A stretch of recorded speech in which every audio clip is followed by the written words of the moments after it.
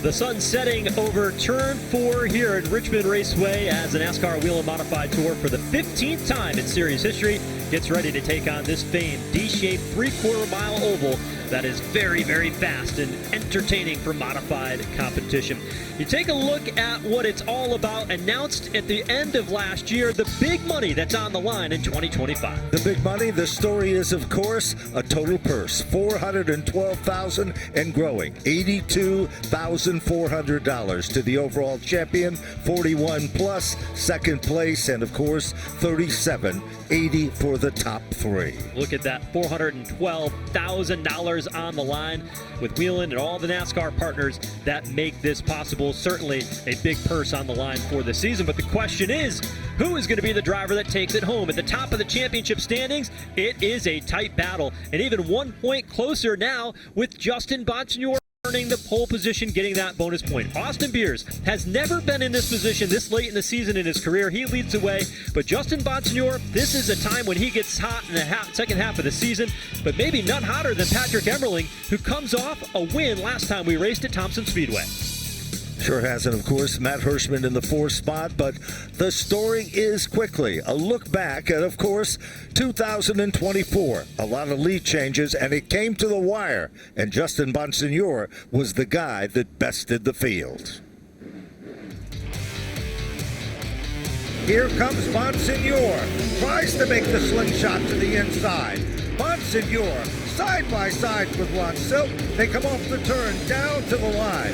Bonsignore working his magic at the stripe. 1 left to go. They come together on the back straightaway. Silk battling to the outside. Bonsignore to the bottom. They'll come to the checkered flag this time. Out in front. Bonsignore noses out in front. But here comes Silk to the outside, and Bonsignore will win it. The margin of victory was so close, it's almost unbelievable.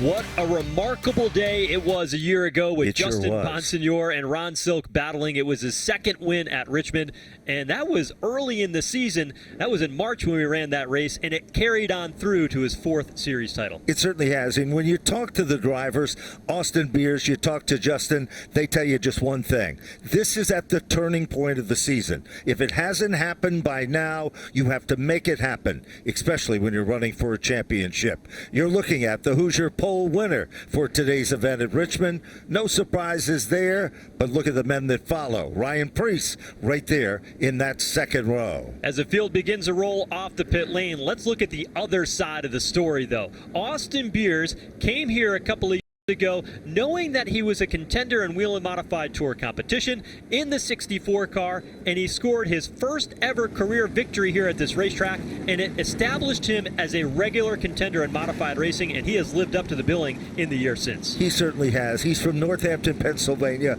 just 22 years of age. 4 career Whelen Modified Tour wins, including right here at Richmond. Finished inside of the top 10 in all 25 NASCAR Whelen Modified Tour races. His last victory came at Lancaster. And Joe, there's no question about it, all eyes in the pit area are on this young man because he is not just another driver, he is a contender and looking for a title, but more important, he come here to win. He did. He told me earlier today that he's got one goal in mind. He's not changing anything what they've done all season long. That's to compete for the win, and they did a great job in qualifying earlier today. Speaking of qualifying, let's take a look at the starting lineup. Tonight's Virginia is for Racing Lovers 150. Justin Bonsignore, his 35th career pole here tonight, earned that #1 starting position. Austin Beers to the outside lane. Ryan Preece, he's got plenty of wins in the NASCAR Whelen Modified Tour. Tonight makes his 175th career Modified Tour start. And Craig Lutz, the big winner from North Wilkesboro. Certainly is. Let's go back to row number 3. Big winner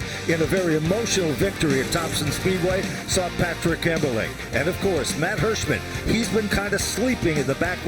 Today, he'll pounce and come to life. Trevor Catalano also been there and done that. He will be starting in the 4th row with Ryan Newman. Tyler Ripkema driving Old Blue will start inside row number 5. Tommy Catalano alongside. He won at Monadnock for his first career win earlier this season. Kyle Bonsignore, the White Mountain Motorsports Park winner, and Stephen Kopsick starting 12th. Then we look at Carson Lofton, one of the Smart Tour drivers. Hasn't been around long, but he's already started to build a name. And, of course, Eric Goodale. He's had a roller coaster season. He'll make up the 7th row. Connor Jones will be in the Jamie Tomato 99, starting in row 8 with Luke Baldwin. He struggled recently. He'll be in row number 8 as well. Row 9, John Michael Chenette on the inside lane. Two-time Southern Whelen Modified Tour champion Andy Seiss back in the field today. Danny Bone, he's a former champion of the Bowman Gray Stadium about a decade ago. And Andrew Krause, his family, that operates the Wall Stadium in New Jersey. Let's take a look at row number 11, Ken Heggie. A surprise. Corey LaJoy did not have a good qualifying round in the 77. And then, of course, Mike Marshall and Tyler Berry will make up row number 12. There's a starting lineup for tonight's event. When you go back and look at how far we have come this year, tonight the 12th different race, but we've had only 2 repeat winners all season long, and 9 different drivers have gone to victory lane. Parity has been the name of the game so far this season. I'm wondering whether or not we get a 10th different winner tonight, or do we see another repeat winner to shake things up in that championship point battle? Well, it certainly is going to be put to the test, and this is one of the super speedway. It is one of the biggest racetracks that these cars will showcase themselves on. Obviously, to win at Richmond is something special, but today, with points on the line, the prestige, we've had new winners, we've had veterans, we've got cup stars in the field. There's so many different individuals that could be a contender to secure the victory in today's event.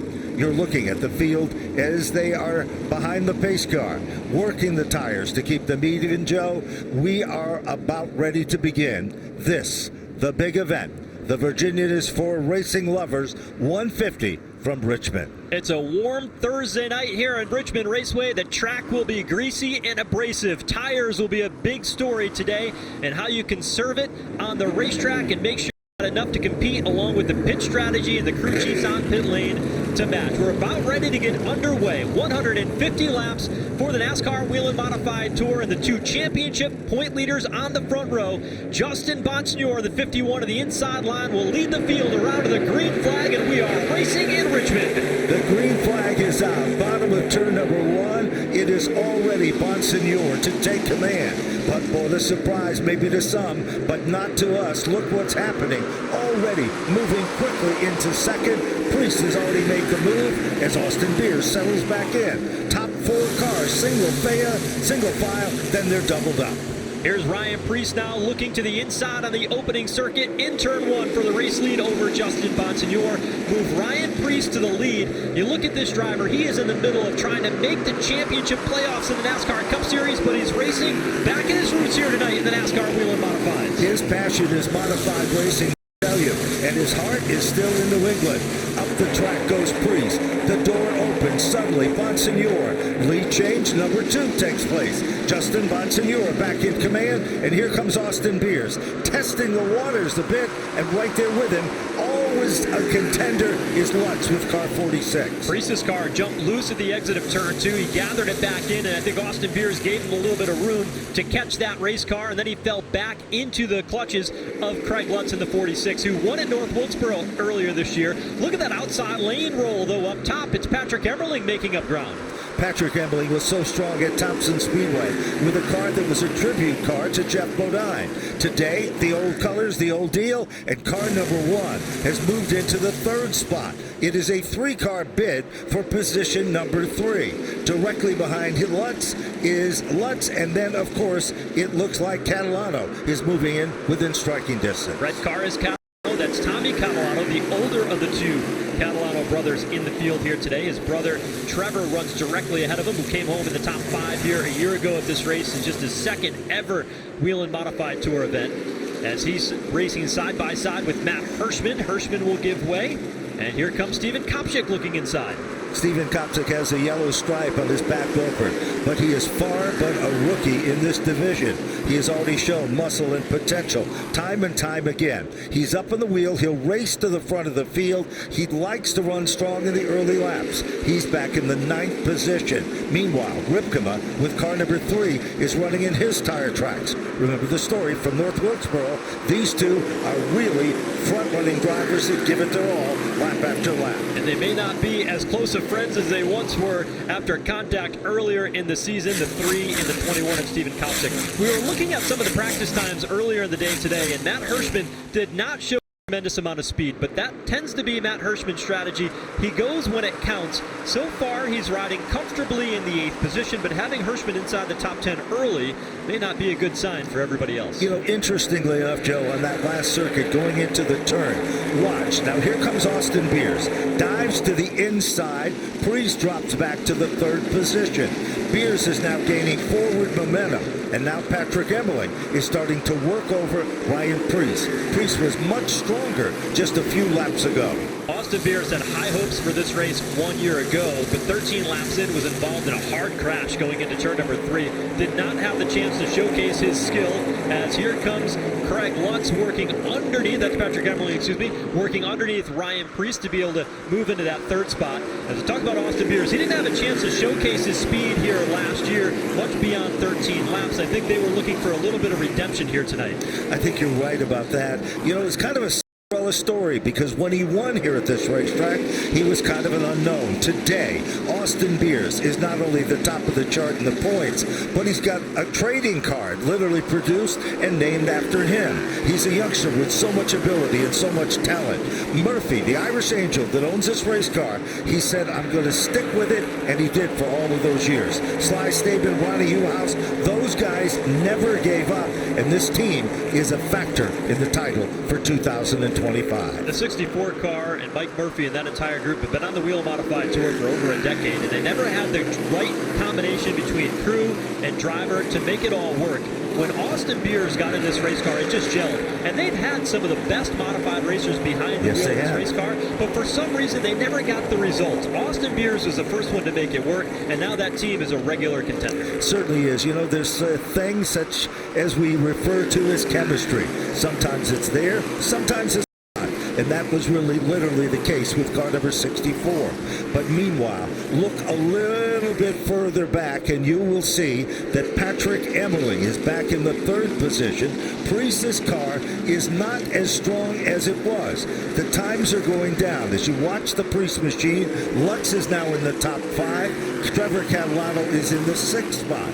Then Tommy Catalano, his brother in that red 54, is up to position number 7, followed by Hirschman, Kopsick, and of course, Tyler Ripkenot. Back to the front of the field. It's a little cat-mouse action, but there's no question about it. The Phoenix Communication Machine, car 51, is looking to be a repeat winner, but there's a long way to go, Joe, and more lead changes just around the corner. You can see it on the racetrack that Austin Beers is far faster than Justin Bonsignor. Last time through, he was 0.2 of a second faster. This time, though, Justin Bonsignor has gotten a lot more aggressive with his lap time in the 22.1 range. He does not want to give up track position to Austin Beers with the playoffs or the championship chase being as tight as it is. You know, going into the turn, you'll see that Beers can reel back on him out of the 51 car. Then all of a sudden, you'll see coming off the turn, and it appears the 51 of Bonsignor gains a tiny bit.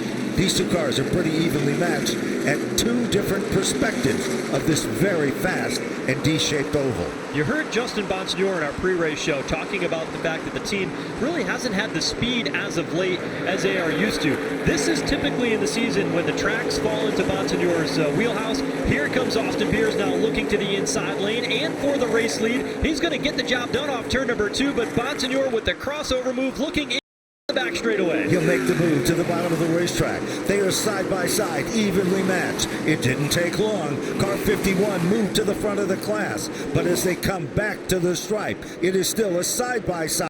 Inch by inch, it is Bonsignor back in control. Austin Beers tries to line up with the back bumper, make the move on the bottom lane. Beers looking inside into turn number 3. Bonsignor slides down underneath to take the lane away from Austin Beers. Tell him it doesn't matter early on in the race. We are just a handful of laps in. 19 laps complete. They are racing as if the checkered flag were in sight. 2 of the fiercest competitors, the veteran versus the young lion, lap after lap. That time, Beers' car loosened up coming off the turn. All of a sudden, he's back in line in formation, but that works to the advantage of Justin Bonsignor. Bonsignor able to open up 1-2 car lengths as he continues to lead the way. We were talking a moment ago about how he gets hot in the second half of the season. A lot of that has to do with the schedule. These are racetracks that he's been good at. Tracks like here at Richmond Raceway, 2-time winner, Thompson Speedway toward the end of the season, Martinsville Speedway and his home track at Riverhead Raceway. This is when Justin Bonsignore knows he can reel in on a championship, and Austin Beers knows that too, because those straight racetracks have not been his strength. And he knows tonight is when he needs to pounce in Richmond, because this is the opportunity for him to distance himself in this championship battle. It certainly is. And speaking of a guy that comes on in the second half of the season, look to the right of your screen. In the shadows, you will see the one car of Patrick Emmerling. Emmerling is slowly but surely gaining ground. He will be the third car in contention for the #1 position in just a few laps. Patrick Emmerling got off to a tough start this season. Well, a great start initially, Joe, and then it went sour. Then it came back to life. Now it's back in. It looks like he, too, wants a piece of the action and position #1. Yeah, well, the other two in front of him continue to battle for this race lead. Emmerling is closing in. Lap times about half a second slower than they were when this battle first started. Where just 23 laps in, starting to become a factor, and now a three-car battle for the race lead here, just 24 laps in when they cross the line. You know, not only is it a three-car battle, Priest is there too. All of a sudden, bid for the lead. Austin Beers testing the waters again. On entry, goes to the bottom of the racetrack, makes it look easy. Here comes Bonsignore. This time, will he try to make it work to the bottom? He's almost there. He tries to take it back. This time, Beers is loose a bit as he comes back off the turn. But Bonsignore could not keep the nose straight there, and he had to surrender that race lead. Austin Beers to the point now, a car length ahead of Justin Bonsignore. Patrick Emmerling, though, starting to close in. You mentioned how he became a factor at the end of last season. He's doing the exact same thing. Midsummer, he wasn't even a factor. But as the season rolled on and we got towards the last couple of races, all of a sudden Emmerling had a ton of momentum, and it looks like he's following that same pattern straight off that win at Tom a couple of weeks ago. You know, he's another one of those drivers, Joe, that has a great deal of experience running on super speedways. He's driven at all levels of NASCAR racing. But right now, look out, we've got a caution. We've got a car around, and that will be the first caution of the event. And it appears to be the number 54 car, the USNE Power Machine. A tough break for car number 54, and that, of course, is Tommy Catalano. Secured a big, impressive victory at Monadnock Speedway. It was a squeaker that came right down to the checker, and, of course, today, off to, well, a tough start here as well. So, first caution comes out, and it is car number 54, the USNE Power Machine. Looks like a minor spin. We're not sure what the situation was, but we can see now that the safety services crew are there to check on that situation as well. So, leaders of the event, there's no question about it. Early leader of the event has been Justin Bonsignore. Priest had it for a very short live, and then, of course, Austin Beers is there now. But you go back to the lap leader score. It is, as we've said, 2 times Justin Bonsignore has been in command of this event. Beers has worked his way up and taken the lead most recently as the Whelen lights are on. First name in light sirens and safety services used throughout the world. Whelen Engineering, American made and proud of it. First caution of the night out here in the Virginia is for Racing Lovers 150. It was for Tommy Catalano, who got out of shape off turn number 4, and he's finally getting a little bit of help from one of the track services vehicles to get him rolling once again. Still looking for a push to see if he can get that 54 refired. It was a couple of years ago, back in 2022, when Tommy Catalano led this race in the going, and at the very end he got gobbled up by Justin Bonsignore, who had fresher tires. Meanwhile, though, pit road is open, and it looks like we're going to have some takers. Ben, the strategy here, you've got to get at least some fuel tonight. That'll probably be the first stop, but you can only take fuel or tires on a pit stop, and when you come down pit road for tires, you can take 2 per pit stop. So likely to see multiple pit stops under this caution cycle. Remember, it's 10 total tires, and of course 6 for the pits. 4 were on the cars on the initial start. You're looking at the 64 of Austin Beers. They made an adjustment there on the shock on the right front. Austin Beers with fuel. He will race his way off the pit lane. There's Corey LaJoie in the 77. Big adjustment on the Tyler Berry car. But round 1 of the pit stops, it's going to be Austin Beers who wins the race off of pit road. There is a 21 of Steven Kopsick nearly outside of his box there on pit lane. Yeah, he looked like they perhaps struggled just a bit. They will make it back out, though, but he several positions on the racetrack as well. So everybody heading back off from pit road. You know, we talked about strategy, and we went back and was talking about earlier the situation at Thompson. Matt Hirschman was one of those drivers who made a strategic move. We said we weren't going to give away that move this early in the race and tell everybody about it, but he did something a little different, and we're wondering if it's going to come into play today. We'll see what happens. Cars coming back down the pit lane again. I noticed a couple of drivers stayed out on the racetrack. That'll be a story in and of itself, but more cars coming in for service here on the next round of pit stops as they continue to cycle on through and see if they can get their tires. And among them, one of them, Ryan Preece, right rear tire being done for that number 40 car as he heads back out onto the racetrack. And right rears here at Richmond are a factor, and the reason why is especially off turn number 2, where you go from that 14 degree to banking to that straight hard corner. It's a lot sharper because of the way the D-shaped is. You tend to lean on that right rear, and we saw Ryan Preece backpedal a little bit. That car wasn't gripping the racetrack as good as I think he liked it in the early stages. You're so right about that. Carson Lofton's car is stopped on pit road. We're not sure what that situation is. Apparently cannot get it fired up, maybe.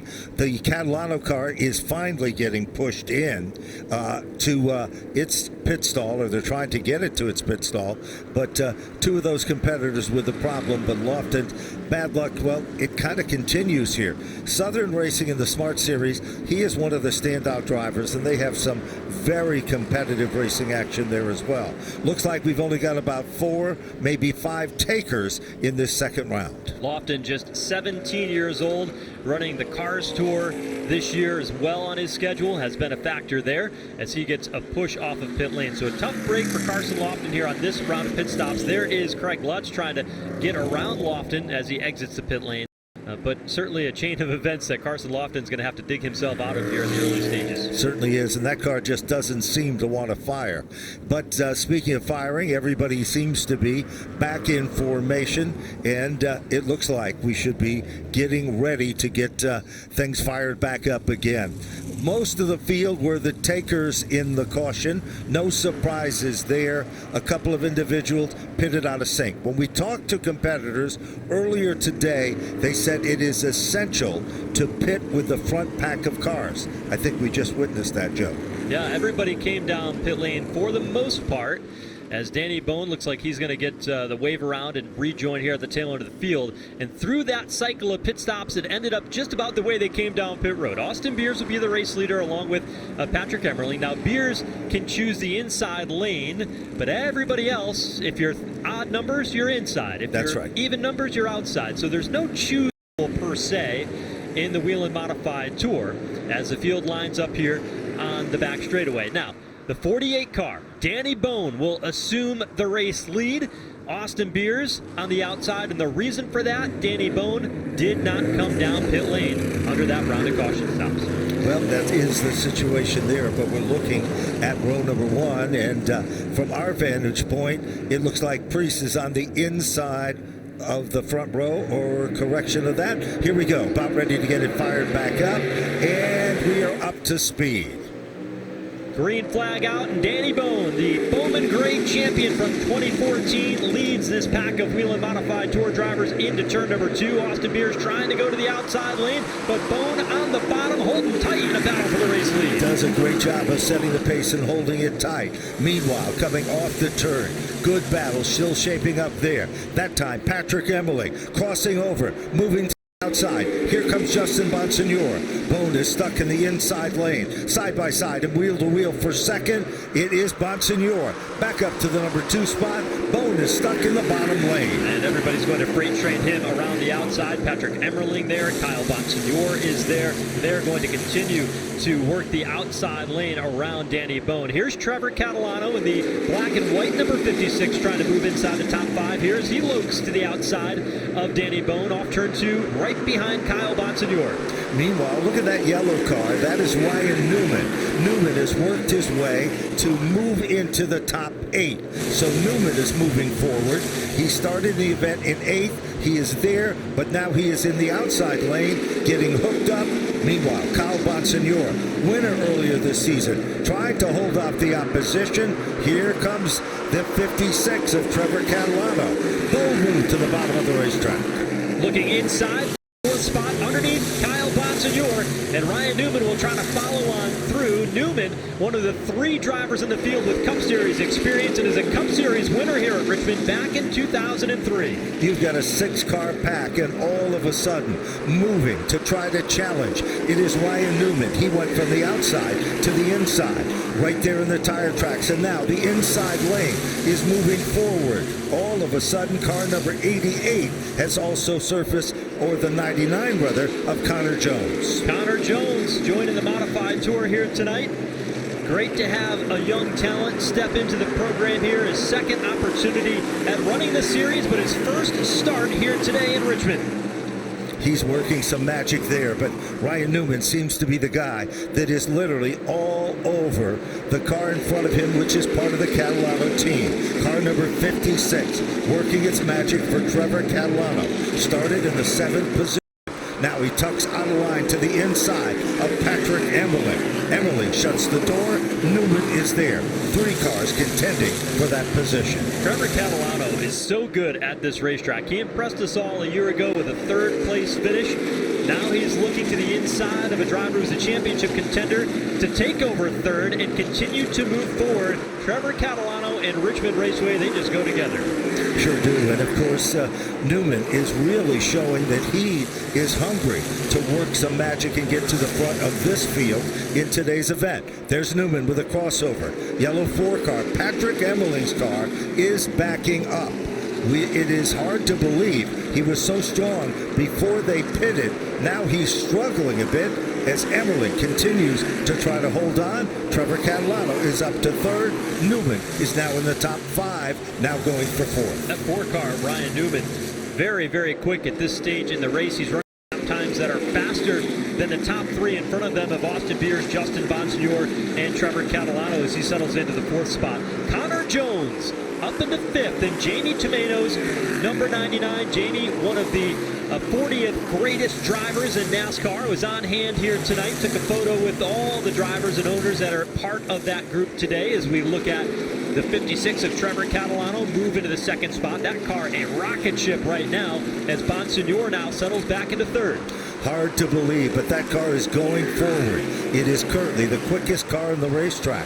Bonsignor tries to stay with him, but Ryan Newman is gaining in leaps and bounds. He is closing up the gap. Newman had a tough run. He said every time he's run this race car, he's had a fast race car, but he hasn't had any luck. Today, maybe Lady Luck is on the side of the number 4, that yellow machine. The 2 fastest cars on the racetrack, the 56 Trevor Catalano, Ryan Newman, Connor Jones, and they are all moving forward. Here you see behind the Newman getting by Justin Bonsignor. Craig Lutz is on the move. He looks inside of turn 1, trying to get 1, if not 2, but he gets into the back of Justin Bonsignor. Bonsignor gathers it back in, and Craig Lutz continues digging to the inside. That's a real wheelman and a true champion. He continues to work his magic. Right there is Lutz now, trying it again on the inside. Lutz makes the move to the bottom. Here comes, right there with him, is the number 99 machine. Connor Jones tries to stay with the big dog, and he does. Now Connor Jones sets his next target just in front of him. Connor Jones, new to modified fans here on the Whelen Modified Tour, came up through Legends, raced at Hickory Motor Speedway, Caraway. Came through the ARCA program, has a couple of Craftsman Truck Series starts to his credit, and he is a talent. He said before the race today, the biggest difference in racing a modified versus some full-bodied cars is how the steering rack feels, but he has gotten used to that feel. He has certainly adapted quickly. He's looking good here as we approach the 1/3 mark of the race. You know, this racetrack we know has been kind to rookie drivers. We've seen that happen in other years. But today, it will be a strong run for another individual, and that's Trevor Catalano. He has been so strong at this racetrack. He moved to the front of the field. He started 7th on the grid, and he is, of course, one of very few leaders so far. But the guy to watch, I think, all of a sudden becomes Ryan Newman. Newman in the third position with the Tim Conley-owned number 4 car. Newman is on the move. We said at the start of this that this was going to be a competitive race. Last year we set a record of 20 for lead changes. So far tonight we have seen 5 different leaders, more lead changes than the 5 leaders we've had on track, and it has been entertaining. Here is Newman diving inside lane in turn 1 for second. Certainly does. He makes the move, and all of a sudden, working his way back, Beers was there. It is gone. Now Newman continues to reel in on the back bumper of Trevor Catalano. Here's another move to the inside. Lutz goes down low, picks up the spot, and that, of course, shuffles things a bit as Beers drops back to position 4, and Jones is right there in 5. The cars that were fast before the pit stop beginning to struggle. You saw Austin Beers get loose off turn 2. Here is Ryan Newman charging. Since we came under the green flag with those tires and adjustment, he has picked up 10 positions. He rides second, and he is on the hunt trying to track down Trevor Catalano. He's doing a good job. He got a lot of speed. He is right there, and Lutz is a gentleman that wants to stay with him. Every move offers a counter move. Trevor Catalano is out in front, but the heat is starting to come on, and they are getting closer and closer. They keep on lap traffic, but Trevor Catalano still is the current leader. 4 races this season are companion races to the NASCAR Cup Series. The last time we did it was an All-Star Sunday, and that was when the 46 car of Craig Lutz went to victory lane at North Wilkesboro. He's third right now, and he's on the hunt. Since that win, they have not had the momentum and the speed they wanted, but tonight they've got it back again. He challenges for second underneath Ryan Newman. There's no question. Lutz is right there trying to give it his all. Forced to back out of it just a bit. Good racing wherever you looked in this one, but the big story seems to be the story between Newman and that 4 car. Off the turn, Lutz got a little bit loose that time. Upon entry, he's going to make the move. Inside lane to that 14-degree banking off turn number 4. Can't make it work that time for Craig Lutz, but he will continue to apply the pressure to Ryan Newman as they dive back into turn 1, but Newman's not going to give him a lot of room to work off the exit of the turn. The Riverhead supply machine giving it its all with Lutz to the inside. They're side by side and wheel to wheel. Here comes Lutz. He made the move, completed the mission. Once Lutz got there, he's starting to pull away. Lutz has now become one of the quickest cars on the racetrack. Newman is not far behind. Look at the leader, though. Trevor Catalano has opened it up to a 1.2 second advantage, one of the largest leads that we have seen in a very entertaining race tonight here at Richmond Raceway. There is the battle for second. Craig Lutz and Ryan Newman, but the car running there in 4th continues to impress. He continues to lay down fast lap times, and that is Connor Jones. He is starting to move in within striking distance. You know, Jamie Tomato and his son, they've worked so hard over the years. They've had so many different drivers behind the wheel of their race car, but today, this could be a big one.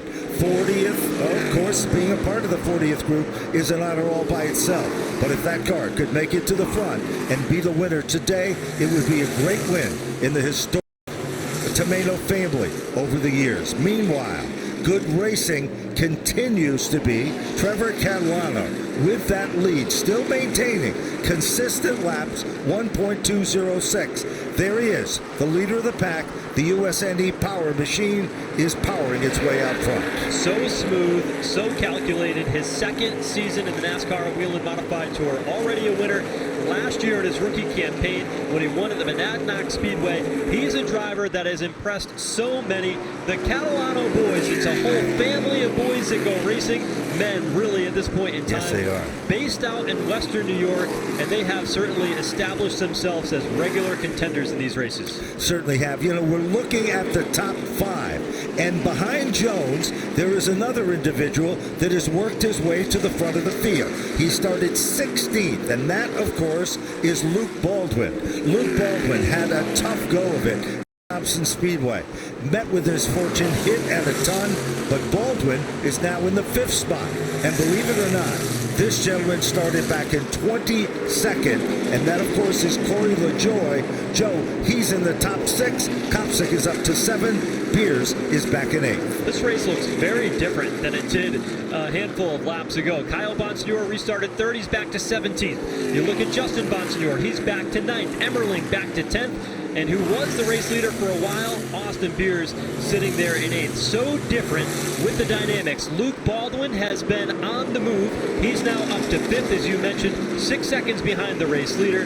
But this car is flying, and this is his first race here. Doug Coby raced this race 1 year ago in the 70. You know, there is so much history that surrounds the Baldwin family.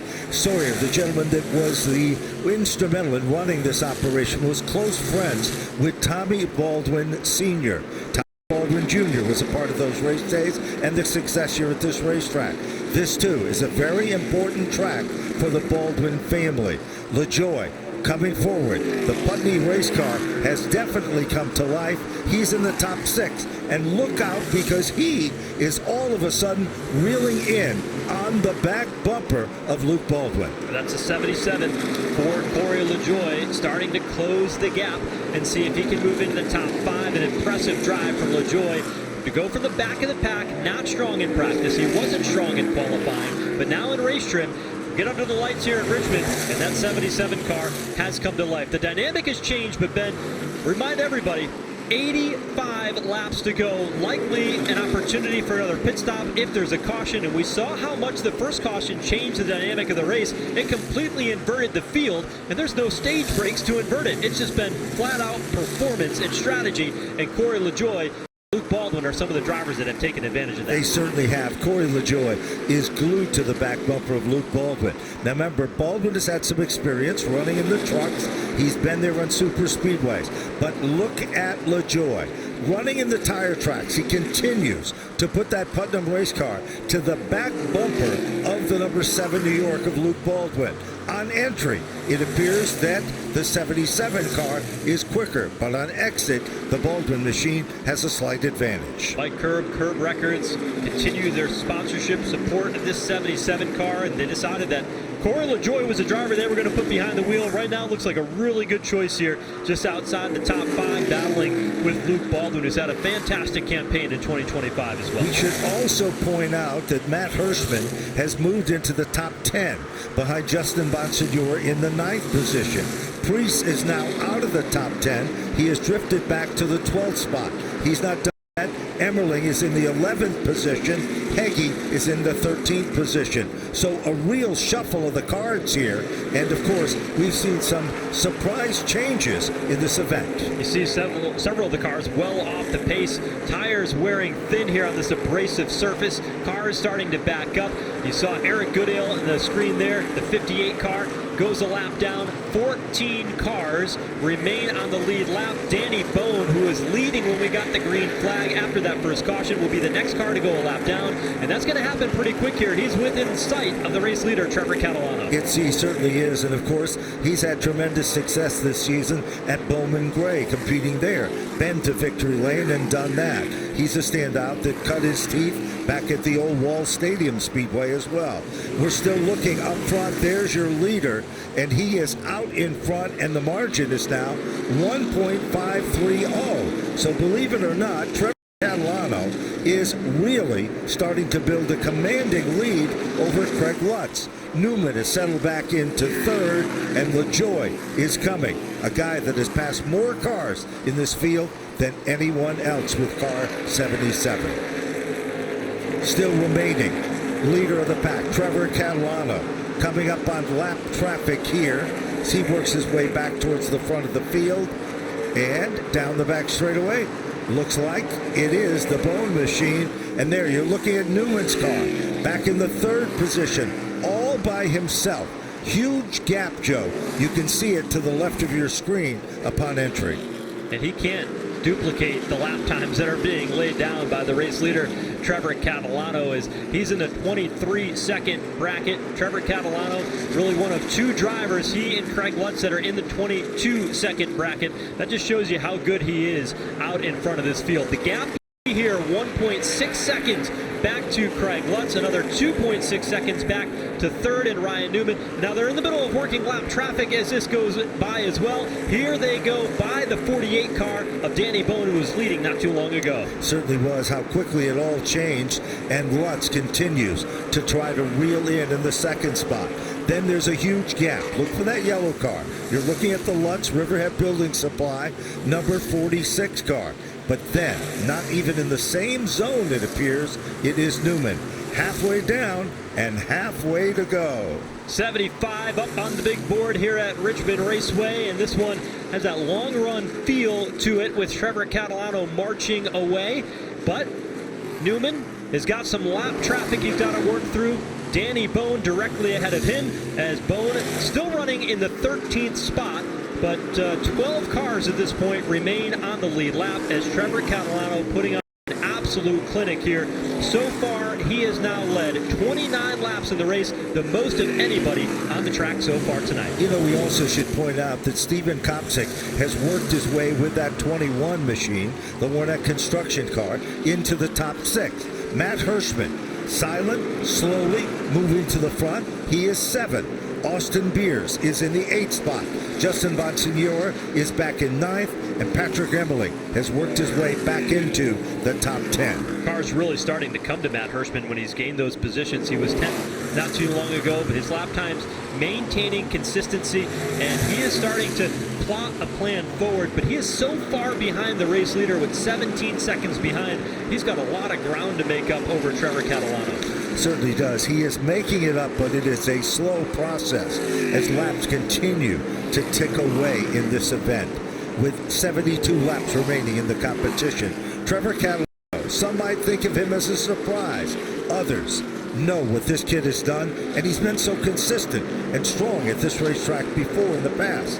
Today, this could be another day for celebration with the Catalano family. Big celebration in Buffalo, New York, if he can pull this off. We're still a long way from the finish, though. We just passed the halfway point, and his brother was in a similar position here a couple of years ago when he was going for his first career win. Now, Trevor would be his first win of the season, but he was leading late like this, 33 laps led in the second half of the race. There's a long way to go here at Richmond. Now here he comes up on the 1 car of Patrick Emmerling. Emmerling goes to the high side as Trevor Catalano trying to get by him. Emmerling's not going to give up without a fight. He doesn't want to be put back literally back a lap, Joe. As also Bonsignore is there, and look at Trevor Catalano make a move on Bonsignore.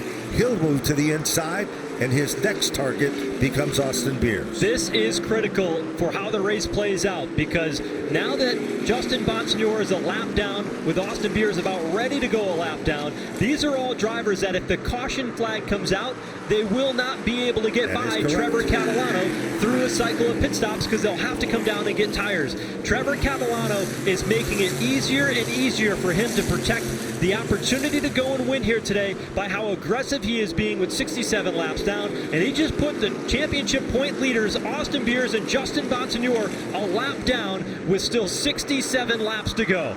Certainly has, and of course you look at the top 5, still remains the same. Lutz is back in 2nd, Newman still in 3rd, Baldwin in the 4th spot, and LaJoie still holding on to 5th. 6th through 10th, a whole different story. You've got some of the biggest names in modified racing setting back there. 6th is Kopsick, 7th is Hirschman, 8th is Beers, 9th is Bonsignore, and Patrick Emmerling rounding out our top 10 competitors. Matt Hirschman only 3 seconds away from Trevor Catalano and going a lap down as he rides in the 7th position. Look how smooth Trevor Catalano has been getting into the corner. He runs right down to the bottom of the racetrack. He's not working his race car. He's smooth on the steering wheel, and this car literally on cruise control for the 56 here tonight. It is dialed in.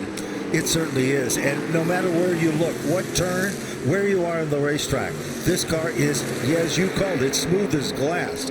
Nobody has been able to run up with this car at this point. Now Kyle Bonsignore about to go down a lap as the 56 continues to be the driving force and the dominant car up front. He now moves in to contend with the number 3 car of Tyler Ripkema. Ripkema is back in the 50th position. It's a long time since we have seen a driver of the Whelen Modified Tour put on a clinic like this, especially on this stage, a companion weekend to the NASCAR Cup Series.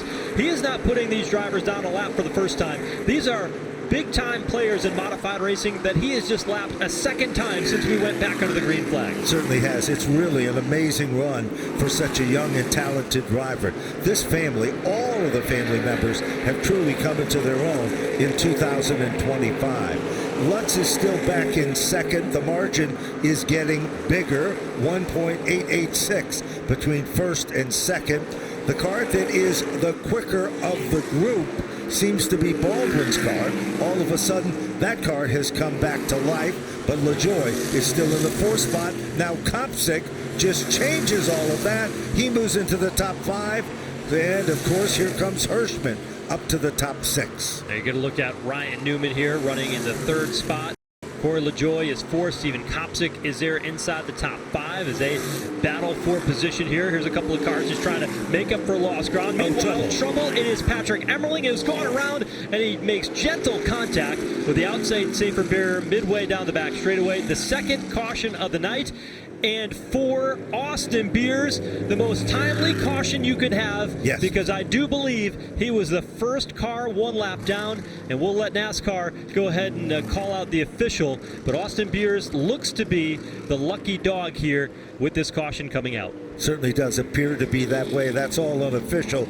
Patrick Emmerling, who was so strong before he pitted under the first caution, and then after that, the car was not the same. He drifted back, he was still struggling, and then we saw the end results. Back end snapped around on the automobile to bring out caution number 2. Why is this caution so important and so cool? The 1 car there. Wow, close one. Now he's up to the top side of the racetrack.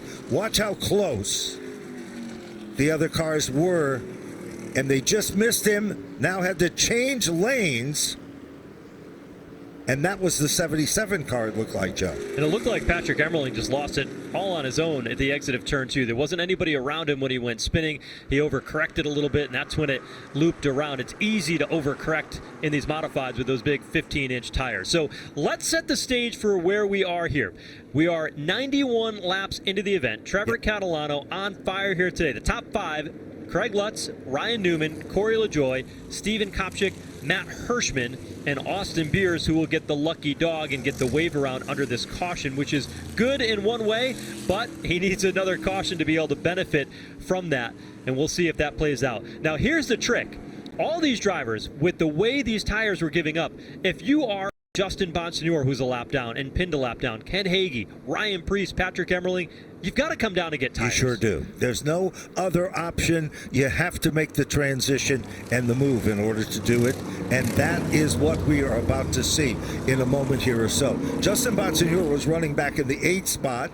Hagee was up to 9th, and Preece was struggling in 10th, just in front of Patrick Emmerling. Here they come, Joe, and this is going to be a crucial pit stop, because we are now at that point in the race where tires become a big factor here. Now, it will be a quickie caution, meaning everybody will be able to come down pit lane, lap down cars and lead lap cars, but the battle for the race lead off of pit lane will come down to Catalano, Lutz, Newman, Hirschman, LaJoie and Kopsick among those. Let's look at the stop here for Trevor Catalano. It's going to be 2 rear tires for the Catalano, number 56. They've had a great day on the racetrack. Can they have a smooth round of pit stops here on pit lane? Trouble, though, on the right rear bend. Problems for the race leader over on the right rear, and they're going to the toolbox to see exactly what they can do to fix this situation.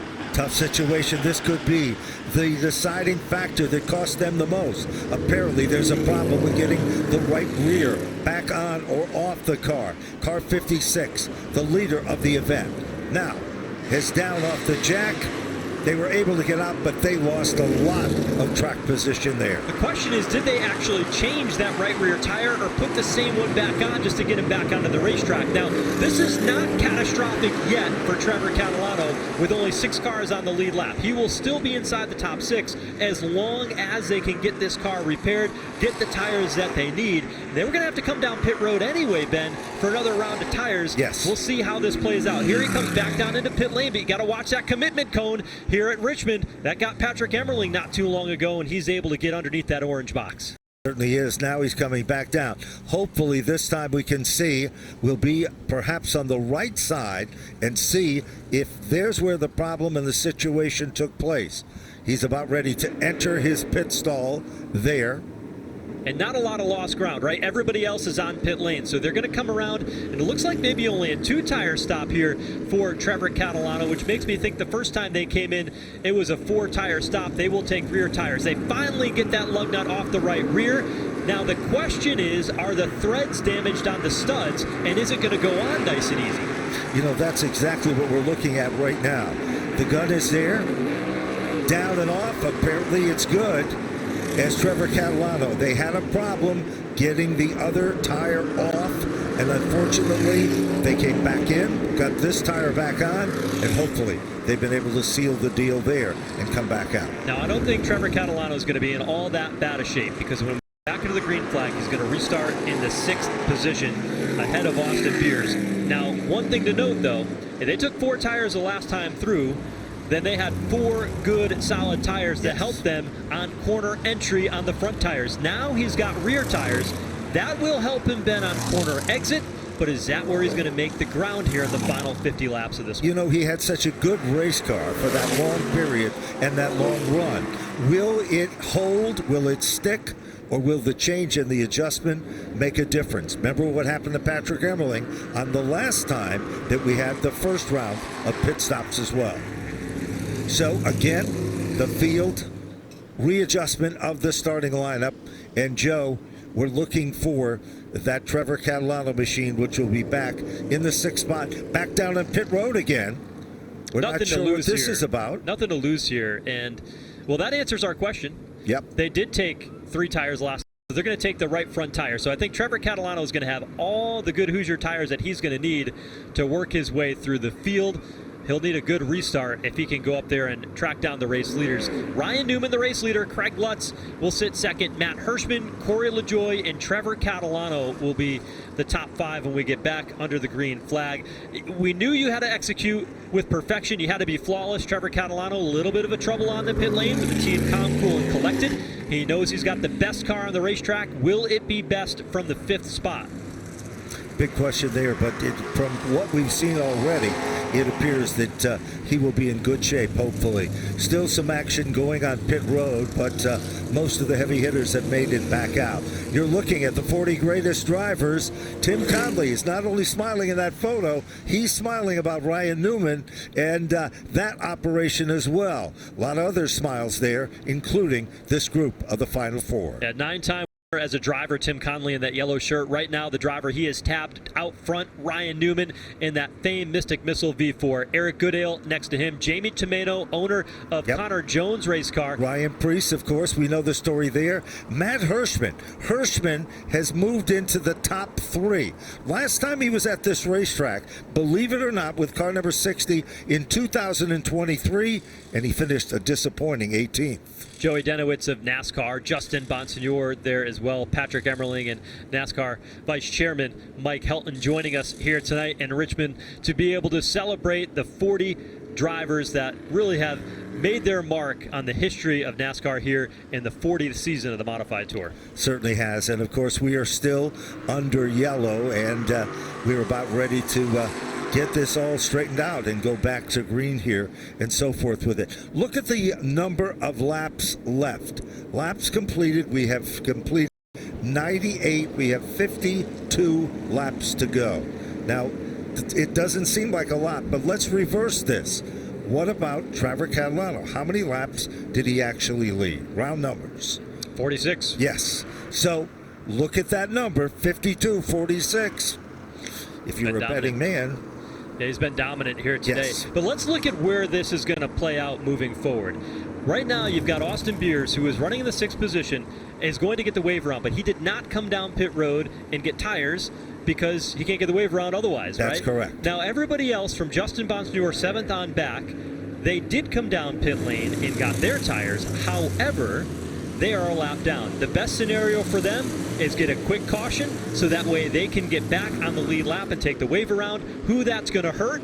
Austin Beers, because he's going to need to come down pit road and get that tire. So this could have a huge impact on the championship battle, but it's going to depend if there's a caution, when that caution comes out, and how it plays out. There you see Justin Bonsignore lining up to the outside of row number 3, but he is a lap down from the race leader, riding in 7th. There you're looking at the number 60 car, Matt Hirschman, that has worked its way into the top 3. And then to the outside, of course, Corey LaJoie in the Putnam number 77 car. So that's row number 2. Let's go back and take a look at row number 3. And of course, Trevor Catalano and the number 51 machine of Justin Bonsignore. We'll be firing them back up, it looks like, with about 50 circuits to go, Joe. Trevor trouble. Ryan Newman into the outside wall on the restart, and the caution flag will quickly come back out, but Newman, heavy damage to the front of the V4. Heartbreaking situation that happened coming off the turn. The back of the machine literally snapped around. We hope we get a look at the replay of that situation, but you're looking at the damage of that car as the right front is peeled back. It could have been a lot worse than that. The front chrome horn pushed back as well. Here's what happened. Initially, on the start, Joe, it was a close one. It appears, watch this, slowed it down just a bit. Newman is there. LaJoie goes off from LaJoie's bumper. Newman goes around, and the end results is a situation. Ryan Newman's tough luck continues here as he had a very solid run with that race car here at Richmond. Corey LaJoie went, Ryan Newman did not, and that's the result. Ryan Newman taking the gloves off, going to climb out of that Mystic Missile. There you see the 77, and a good close look at the chrome horn that's painted blue on the 77 tonight, and the contact that was made when they got back under the green flag. This, however, will change a lot. For one, I believe Justin Bonsignore is the lucky dog. So that's the first thing. For Austin Beers, well, now his story has changed. He can come down pit road, but there's a lot more than that. We'll come back with more, and the finish from Richmond Raceway. The Virginia is for racing lovers, 150 for the NASCAR Whelen Modified Tour.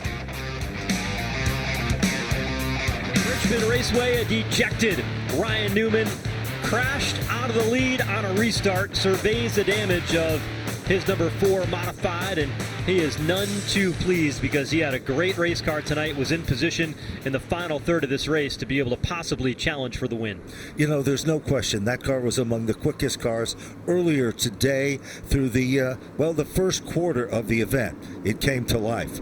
But now, whole different ball game. Free pass recipient is going to be Justin Bonsignore. Justin Bonsignore was shown back in the 7th position. And now that's going to change things a little bit. He's also in contention to get to the front. And what about Patrick Emmerling? Remember, he spun, and he was the guy that brought out that caution, Joe. Yeah, and he's leading among the cars that came a lap down at the moment for Patrick Emmerling, so he'll fall back in line a little further back in circuit. But Austin Beers now has been able to get his service, and he's got all the tires that he needs to go to the finish, so now he can be a factor. It's pretty much on level playing field, so this series of cautions will help keep those championship contenders alive. For Justin Bonsignore in the 51, he's going to have some work to do, though, because he's going to have to come through the back of the pack to charge forward, even though he's back on the lead lap.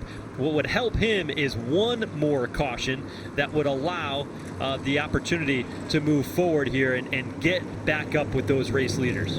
So step 1 for Bonsignore, he's got that. Now it's a matter of what it looks like next year. Certainly is. And of course, we are still waiting to make sure that the field is back in its correct order.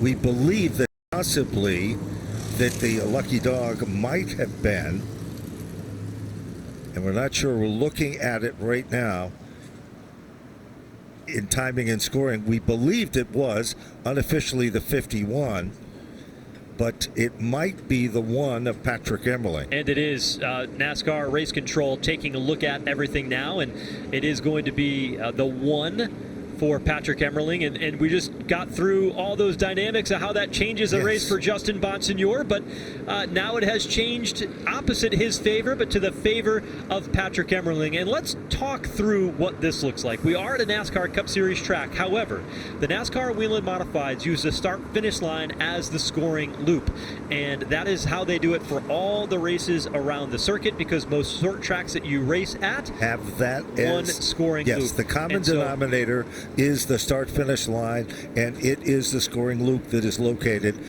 at all of the racetracks at that location.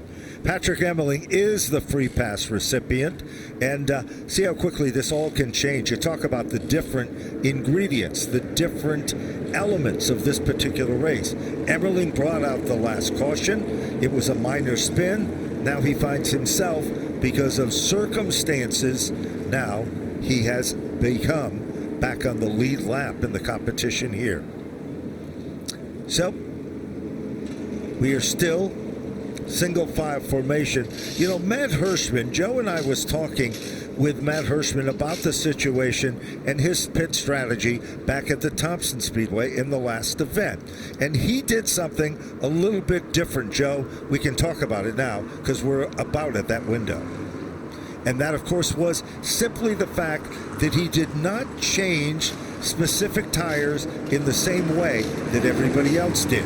He turned around and made his own formula of getting the tires that he needed to give him the freshest tires at the end of the event. We haven't even been watching his pit stops, so we're not sure what's happening there. A wild way this is all played out. And in the middle of all this, Craig Lutz, the race leader. Patrick Emmerling, as they get the one-to-go signal, will get the wave around. You've got Craig Lutz out in front, Matt Hirschman second. Trevor Catalano is going to move up a couple of rows here. He'll move into that third spot. Then you've got the 77 of Corey LaJoie and Austin Beers, the top five. Justin Bonsignor still to the outside of that row, but he, again, still a lap down. So 6 cars on the lead lap, and they are all chasing Craig Lutz.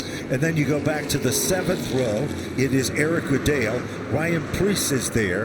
In the 8th row, it is Steven Kopczyk and the Bone Machine, along with Heggie and Ripkema to round out the top 10. Buckle up, tighten those seat belts. It is time to go. The crowd assembled here at Richmond Raceway on their feet as we get ready to turn them loose one more time. They'll see 42 laps to go when the green flag comes out. Craig Lutz, the big winner at North Wilkesboro earlier this season, alongside big money Matt Hirschman, who wants to cash in here tonight at Richmond. Well, he tried to give it his all, but all of a sudden, making the move to the front of the class, it is car 51 that's making its presence known, stuck in the middle pack of cars, but Austin Beers found an opening and found a hole to get towards the front of this field. Austin Beers had short run speed under the first 2 stints of this race, the first green flag and then after the caution, and he wants more now. He challenges for the race lead, your championship point leader, back out in front in Richmond. And who's there with him? Here comes Trevor Catalano. Mr. Smooth has moved in to the 2nd spot, but not yet. He is still side by side with Lutz. Behind it is Corey LaJoie. Hirschman stuck in the outside groove. Here comes Trevor Catalano. He'll move into 2nd. The cream has risen to the top. Trevor Catalano wasting no time getting by Craig Lutz. Beers a bit more efficient on the start. Now the fastest cars of the night going to go toe-to-toe for the race win here tonight with 40 laps to go. Trevor Catalano has got the rod and reel out, and he's trying to track down Austin Beers. Nobody is getting out of sight of anyone in this race. The top 5 make it top 10 position. They're nose to tail. Car pulls out of line, moves to the inside. Side-by-side battle down underneath the LaJoie car. That, of course, is, well, another close battle there, but let's go back up front. Then you've got the 51 of Justin Bonsignor, who runs 7th on the racetrack, 1 lap down, but 4th in line. He wants to go up there and unlap himself naturally in case there is a caution, because he doesn't want to have to rely on that free pass and then not be able to come down pit road. He's got his own agenda. He's on the back bumper. Lutz, this position could matter if he can get back ahead of Austin Beers. He's giving it his all. Meanwhile, Lutz continues to guard the spot. Lutz holds on to the 3rd position. Trevor Catalano is there. Here's Lutz dipping on the line. Bottom shot move. Here's Bonsignor. He's going to try to get into the thick of things. Bonsignor in the tire tracks for now will look high, to see if he can bypass the third-place machine of Craig Lutz. Bonsignor a lap down, but working the top side of turn 4. Continue to work side by side. Bonsignor has Lutz this time going into the turn. Justin Bonsignor has moved position-wise into the third position. He is the third car. However, remember the story of this event. Justin Bonsignor is still trying to make up that lap. Trevor Catalano does not want to have to contend with Justin Bonsignor, but I do think that you get about 5 or 6 laps into this run, and the Catalano car is going to come to life. I think you're going to see that car gain what he did earlier on that long run speed. Bonsignor, though, he's got his own interests in mind. He's on the tire tracks to the rear bumper now, looking inside. Certainly has. He is right there and continuing to work over. Meanwhile, who steps out of line? Besides Bonsignor, right there with him. Another bold move to the inside. Good racing action there. Coming back to the front of this field. We've got a couple of surprises still left in store. Working down into turn number 3, you see the Connor Jones, number 99 there on the bottom lane of the racetrack. Ryan Priest there in the 40 car. The gold and black to the outside lane is going to go ahead and get by Trevor Catalano as well. They are on a different strategy, and all these cars a lap down from Justin Bonsignor, Priest on back. They've got better tires at the moment, but they still have some work to do if they want to be able to rally back here in the late going. Certainly do, and Lutz is continuing to try everything to hold off the opposition currently of course, Trevor Catalano. But the leader of the pack still remains the Beers number 64 car, setting a blistering pace out front. Now, all of a sudden, we are looking a little bit further behind them in the top 5. Priest is trying to make up that lap. He, too, has come a long way to get back in contention here. There's always something to race for, and if you can get inside the top 10 back on the lead lap, then that could create opportunity for you. How about Patrick Emerling? He just got the free pass. That car is moving. He's up to 4th, 2.5 seconds behind the race leader. So an interesting dynamic, a mix of lap cars with fresh tires, race leaders in the middle of this, and Austin Beers out in front trying to hang on to see if he can fend off some of the best in the business. Here comes Justin Bonsignor, though, closing in on Austin Beers, trying to unlap himself. Behind them, Ryan Priest. He moves ahead of Craig Lutz, and he tries to do the same and down the top 2. That's the story pretty much wherever you look in this one. Bonsignor is still all over Austin Beers' machine. There's Lutz. He is now working heavily right there with Patrick Emerling. Those two are the story. Remember, we've got 6 cars on the lead lap. Lutz dips out of line. All of a sudden, Priest is working his way back forward, and he is getting quicker. It's short-lived as Lutz comes back to life and takes back the position on the racetrack. So that long run speed for Craig Lutz starting to come to life. I thought that Trevor Catalano was going to have more speed than he does right now, but he has slid back to the 3rd spot. Now he's trying to regain it, and I think he does have a little bit better speed at this point in the run, but he's lost a lot of ground on the racetrack with 28 laps to go, and now he's got to deal with some of these faster cars, such as Ryan Priest, that are not on the same lap, which creates an interesting dynamic. Beers out in front, trying to keep Justin Bonsignor at bay, and he has, for the time being, 3 car lengths separate those 2 cars in a critical battle when you look at the big picture in the championship with Justin Bonsignor a lap down. Certainly is, and that's what this is all about. It's more important to win, you might think, for some, but not these two. They're looking at the points in the big picture. Justin Bonsignor running 7th, 1 lap down. He continues to try to be able to get around Austin Beers. That could be the move of the event that will determine the outcome and maybe even a champion as the battle of the points continues between these two talents. And although they may not be racing for the win right this moment, Austin Beers recognizes the importance of this moment. Last time we raced at Thompson Speedway, Austin Beers had a really good race car. Justin Bonsignor did not. But at the end of the race, it was Austin Beers just 1 position ahead of Justin Bonsignor. And I think when you look back at the end of the season, you're going to say that was a missed opportunity for Austin Beers to put 5 or 6 points on Bonsignor at one of his best tracks. Tonight, he does not want that to happen again. He's got to keep Justin Bonsignor behind him and any chance of him gaining more positions by getting back on the lead lap. And remember, when Bonsignor sat on the pole in this event, he said, that gives me 1 point. 1 point is a stepping stone to get to that final run and the final race of the year and the title shot at Martinsville. Bonsignor sitting there, closing in. They've both led laps today. If Austin Beers leads the rest of the way, he will lead the most laps on the day today, along with the victory, and started in the second spot. Can he hold on for his second win of the season, his second win here at Richmond Raceway? Bonsignor is going to try to make it hard on him, and that even though Bonsignor has been putting the heat on, Craig Lutz behind them is just a tick faster than Austin Beers, and he is starting to reel in the race leader ever so slightly. Certainly is. That's really become the story. And then all of a sudden, we see that Catalano, he has settled in a bit, but he's also gaining some speed and momentum.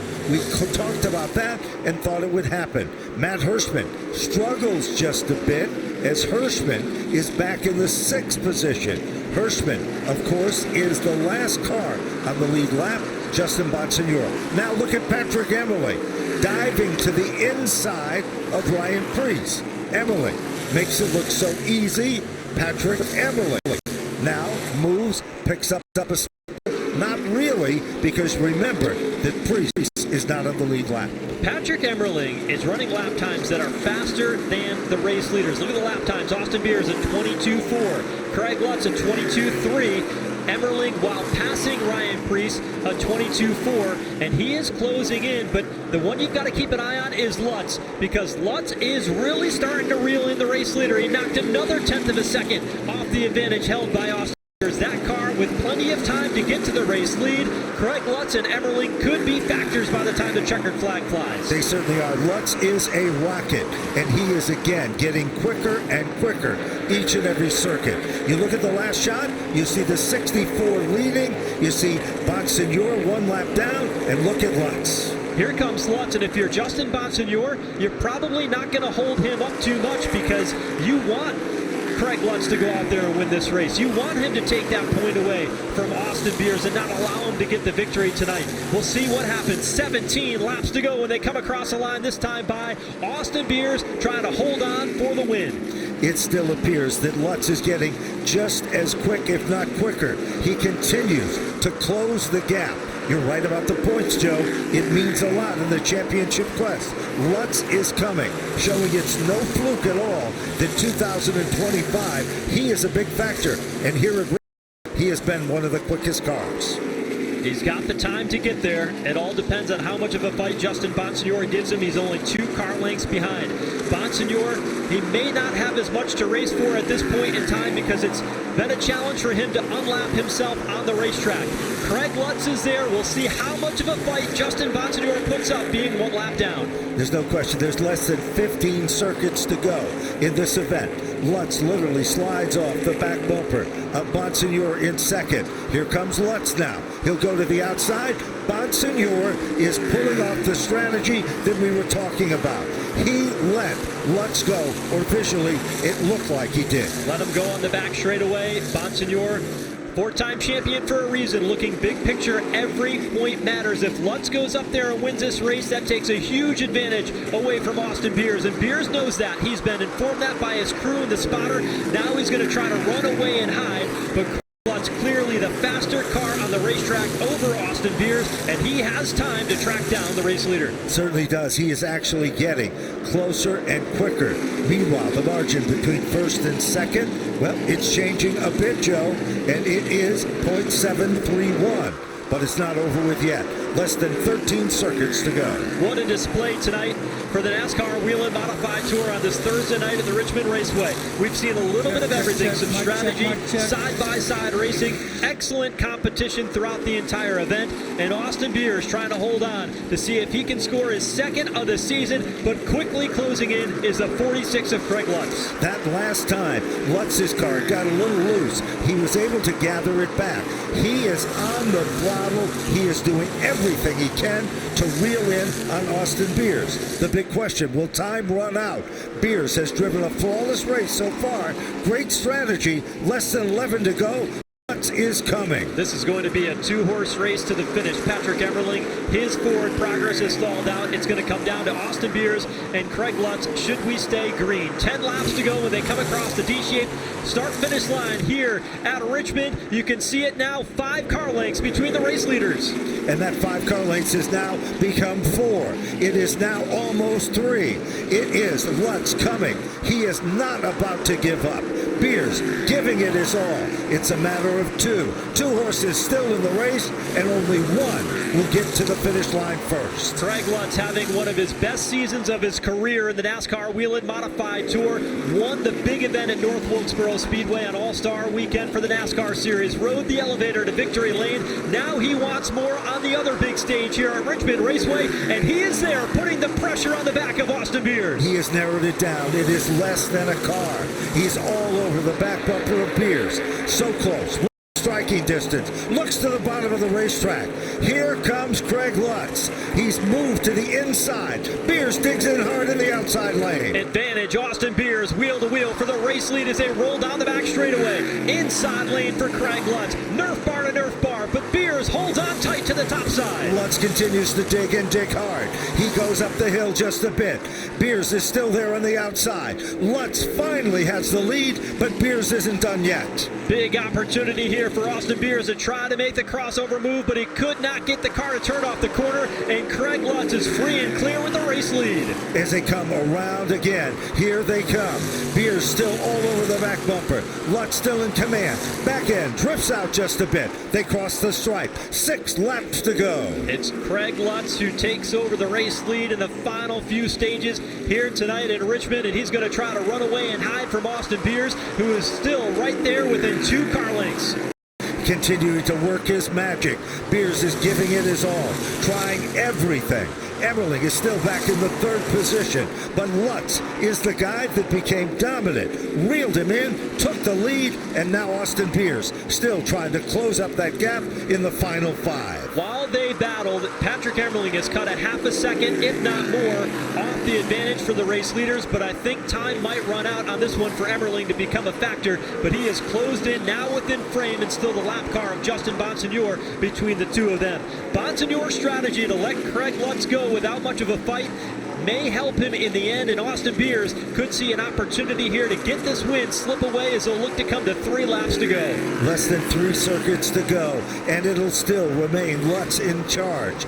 Beers is still there, trying to get back into the hunt. The crew guys all pumped up and ready, watching all of this to the right of their screen.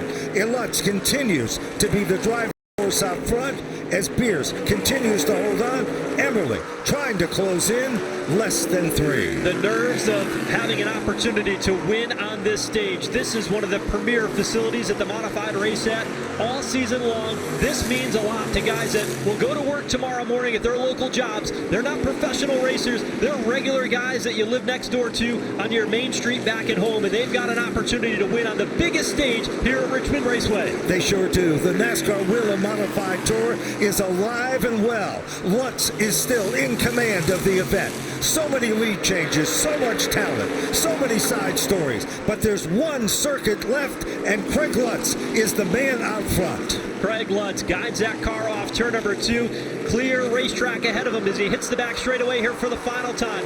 Winner earlier this year on the big stage at North Wilkesboro. Today, he's going to do it again here at Richmond Raceway off turn number 4. The checkered flag in sight. And Craig Lutz for the 2nd time this season. He'll take down the victory. Austin Beers will finish in 2nd. Eric's son and Patrick Emmerling will round out the top 3.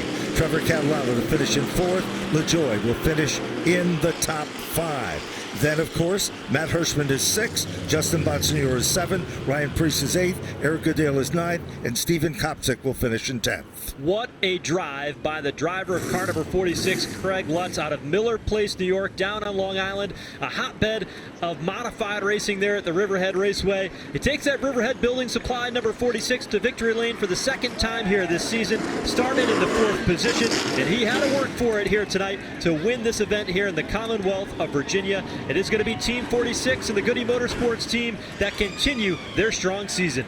And strong it is, as he is about ready to get that checkered flag, and he really did an amazing job closing up the Great run for Austin Beers. It'll help him in the points. Patrick Emmerling back in the 3rd position. Good comeback for him as well.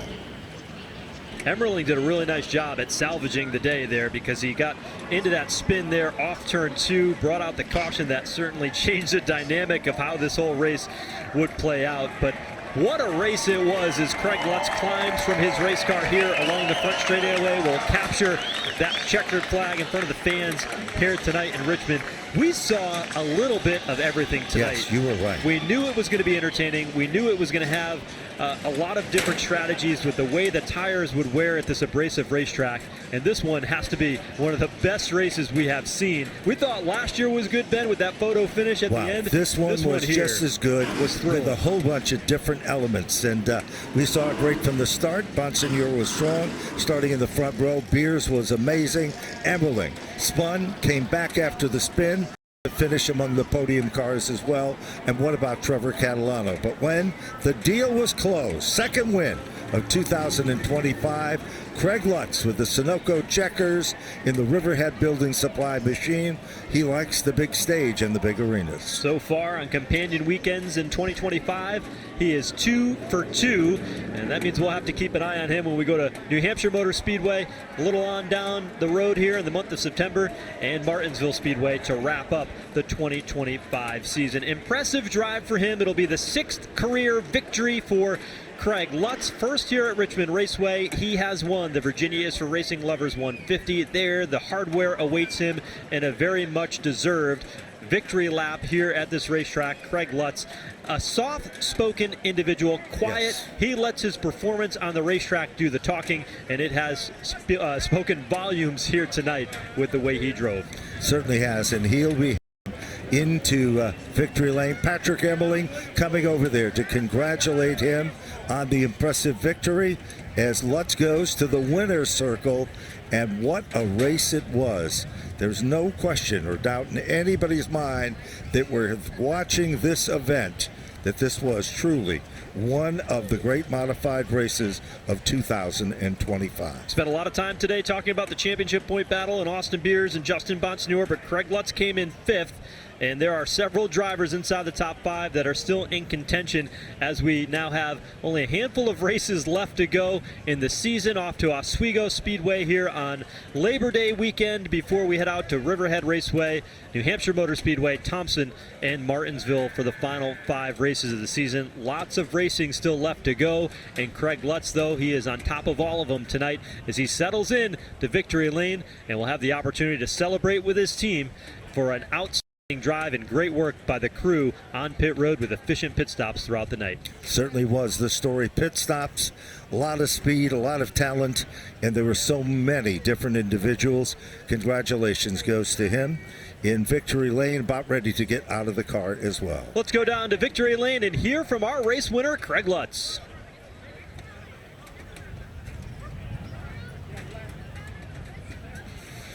Here he is, race fans, climbing out of the car down in Mobile One victory lane. One more time, make some noise for your winner, Craig Lutz.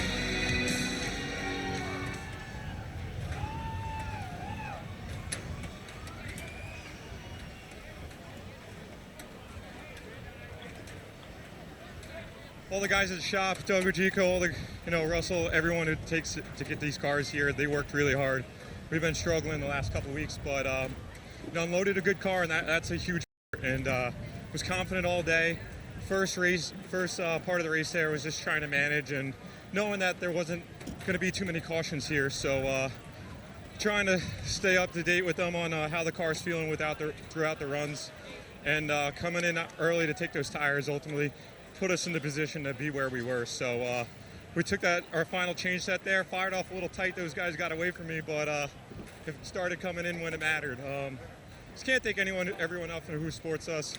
Russell, Jeff Godell, Riverhead Building Supply, every single one behind me. My brother was a huge part of making the calls. One of my best friends, Barb, came up here to change tires. Toby, John, Ralph, every single person that it takes to get here. Sean for keeping everyone in line. My spotter, Brian Nardici, did a hell of a job. And all my friends and family, my fiance watching at home, everybody, it takes a lot to do this. Okay, closing laps. Okay, Austin Beers ahead of you. Okay, you're hunting him down. You got Justin Bonsignor in between you guys. Take me through those last few laps because, you know, that was a crazy one, and you really had to go big game hunting.